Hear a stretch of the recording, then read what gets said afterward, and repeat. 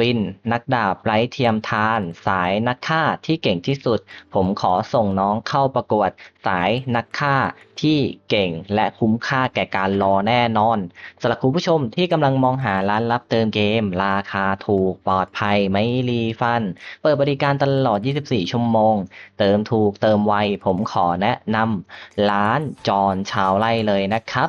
ในวันนี้ผมก็จะมารีวิวตัวของน้องรินสายนักฆ่านั่นเองสำหรับหลายๆคนในตอนนี้ที่เล่นในเซิร์ฟเวอร์ไทยปัญหาส่วนใหญ่ที่จะเจอกันก็คือในเรื่องตัวดาเมจเนี่ยไม่พอใช้นะครับพวกตัวแท้งอะไรแบบนี้เนี่ยมันยังพอให้มีใช้อยู่แต่ว่าสายนักฆ่าเนี่ยสิเราไม่พอทีเนี้ยมันจะมีตัวไหนเข้ามาในอนาคตอีกบ้างพี่ที่แบบคุ้มค่าแก่การปั้นมันแบบสายดาเมจซึ่งส่วนใหญ่เนี่ยจะมีกระซิบผมมาตลอดว่าพี่ตัวของจริงเนี่ยที่เป็นสายนักยิงเนี่ยคุ้มค่าแก่การรอไหมปั้นดีหรือเปล่าเก่งแบบ OP เลยหรือเปล่าตัวดาเมจที่คุ้มค่าแก่การรอจริงๆมันไม่ใช่แค่ตัวจริงตัวเดียวนะตัวจริงมันเก่งก็จริงแต่สำหรับผมดูแล้วมันต้องเล่นกับทีมที่อวยมันเท่านั้นนะครับถ้าไม่เล่นกับทีมอวยอ่ะมันจะไม่ค่อยเท่าไหร่นะแต่ว่ามันอยู่ในเทียร์ OP เลยถ้าคุณผู้ชมเอาไปเล่นกับอาร์ทิมิสหรือก็คือนักยิงที่มันบูสต์ความเร็วให้ทั้งทีมอ่ะตัวของจริงเนี่ยจะเป็นอะไรที่เก่ง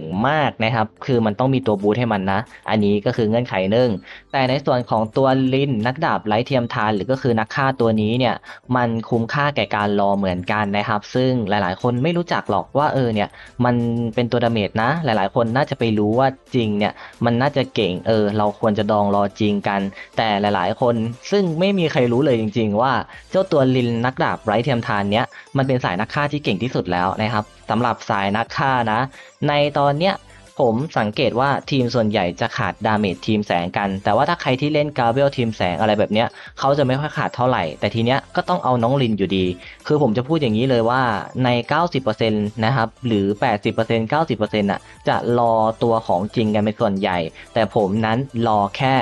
ลินนักดาบไร้เทียมทานเท่านั้นในส่วนของตัวลินมันเป็นธาตุแสงกับธาตุกระดูกนะครับซึ่งไอ้สองธาตุเนี้ยผมเองเนี่ยขาดดาเมจทีมแสงเว้ยอันนี้ผมพูดก่อนเลยนะว่าผมไม่มีทีมแสงเล่นผมก็เลยจะปั้นน้องลินเนี่ยมาทดแทนดาเมจทีมแสงและในส่วนของทีมที่2เนี่ยส่วนใหญ่ผมก็สังเกตว่าเล่นทีมกระดูกกันอันนี้ผมจะแปลให้แบบคร่าวๆจะไม่ได้แนบรูปอะไรให้นะแต่จะให้ฟังแบบเข้าใจก็คือมันเป็นสายที่มอบลัดเวิร์ดอีกแล้วนะครับซึ่งในการได้รับบัฟลัดเวิร์ดเนี่ยมันจะมีอยู่ทั้งหมด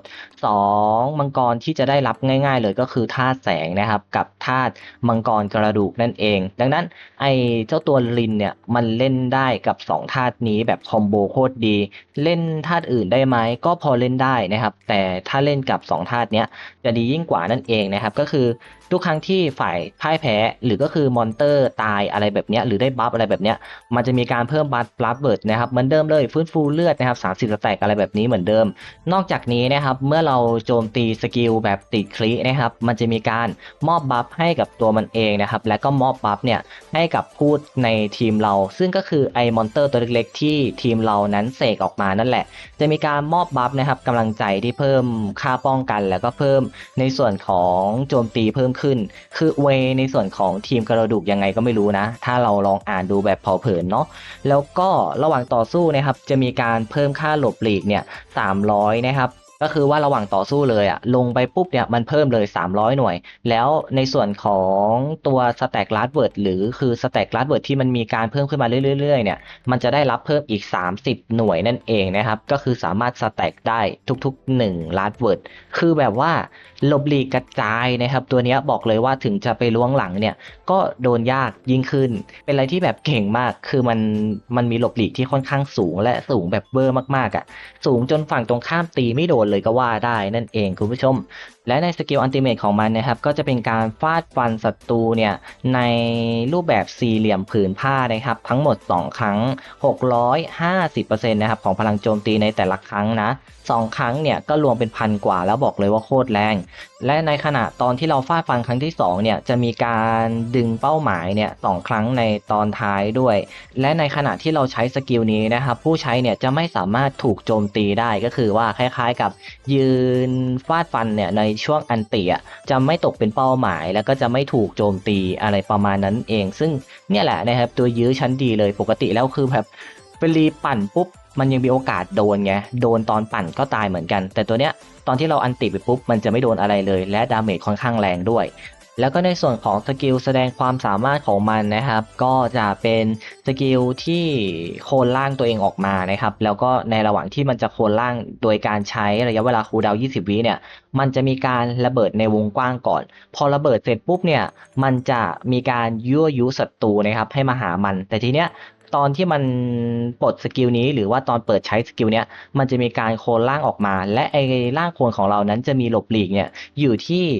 75% เลยนะครับและก็ค่าอื่นๆเนี่ยรวมถึงมีสกิล Shadow Double ด้วยก็คือเหมือนกับร่างจริงมันเลยเป็นสกิลที่แบบอธิบายง่ายๆเลยก็คือว่ามันมีการโคลนร่างแยกเราออกมาแล้วยั่วยุศัตรูเนี่ยให้มาต่อสู้ฟัดเบี่ยงกับร่างแยกเราโดยที่ร่างแยกเรานั้นน่ะมีค่าหลบหลีกเนี่ยอยู่ที่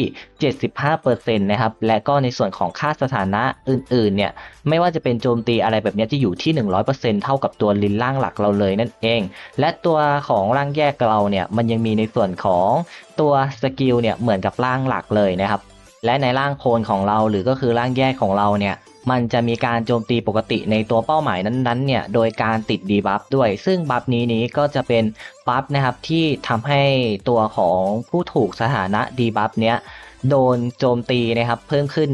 ครั้งละ 9% สามารถสแต็กได้สูงสุดถึง 36% เลยคือแบบว่าเป็นดีบัฟที่เอาไว้สำหรับให้ฝั่งตรงข้ามโดนตีแรงขึ้นอะไรประมาณนั้นนั่นเองเนาะเห็นไหมว่าสกิลมันแต่ละสกิลนะครับโหดทั้งนั้นเลยแล้วก็เมื่อร่างแยกเนี่ยมีการใช้สกิลนะครับที่มีการตั้งต้นให้มันเองเนี่ยมันจะมีการพุ่งเข้าหาอีกทีหนึ่งแล้วก็ทำการฟาดฟันศัตรูนะครับบวกกับการฟื้นฟูเนี่ยในส่วนของ HP เพิ่มเติมอีก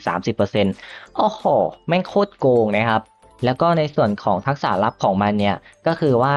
ถ้าเราเนี่ยไม่มีในส่วนของร่างโคลนหรือว่าร่างโคลนเรามันตายไปแล้วไม่มีอยู่ในสนามอ่ะก็คือว่าจะมีการลดคูลดาวน์สกิลร่างโคลนหรือว่าสกิลอัลติเมทวะมันแปลชื่อไม่ตรงกันด้วยผมคิดว่าน่าจะเป็นสกิลร่างโคลนนั่นแหละนะครับที่จะได้ลดเวลาจาก20 วิลงไปเนี่ย5 วินั่นเองนะคุณผู้ชม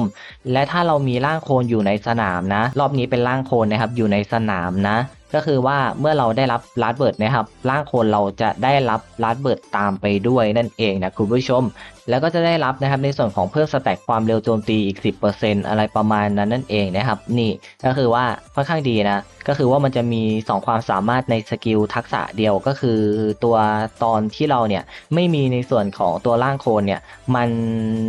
จะช่วยให้ร่างโคลนเราคูลดาวน์ไวขึ้นเนี่ย5 วิแล้วถ้าเรามีในส่วนของร่างโคลนเนี่ยในทักษะตัวนี้เนี่ยมันก็แสดงความสามารถว่า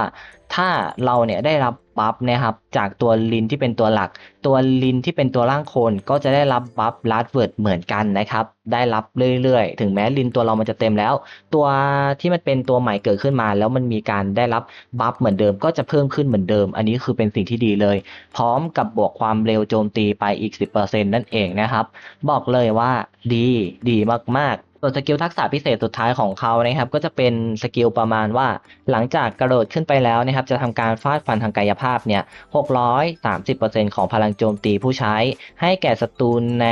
วงกลมขนาดใหญ่ และก็จะมีการมอบโล่ป้องกันเนี่ยเท่ากับ 160% ของพลังโจมตีเป็นระยะเวลา 6 วินาทีนั่นเองเมื่อมีทั้งขวัญกำลังใจจิตวิญญาณแห่งการต่อสู้นะครับจะเข้าสู่สถานะได้รับพรขณะอยู่ในสถานะได้รับพรเนี่ยจะสร้างความเสียหายลดอัตราการโจมตีและก็ลดพลังป้องกันทางกายภาพของฝั่งตรงข้ามอะไรประมาณนั้นนั่นเองนะครับมีการสร้างดาเมจพร้อมกับแนบดีบัฟนั่นเองและก็จะมีพรให้ตัวเองตีแรงขึ้นซึ่งนี่แหละนะครับตัวลินมันจะเป็นประมาณนี้เลยเนี่ยน้องลินมันเก่งสมฐานะจริงๆนะครับคือผมอะเรียงแผนไว้แล้วว่าตัวละครไหนที่จะเอาบ้างก็อย่างชิงหลงเสร็จแล้วเนี่ยผมก็จะรอน้องลินเป็นตัวต่อไปไม่รู้ว่าจะเข้าตอนไหน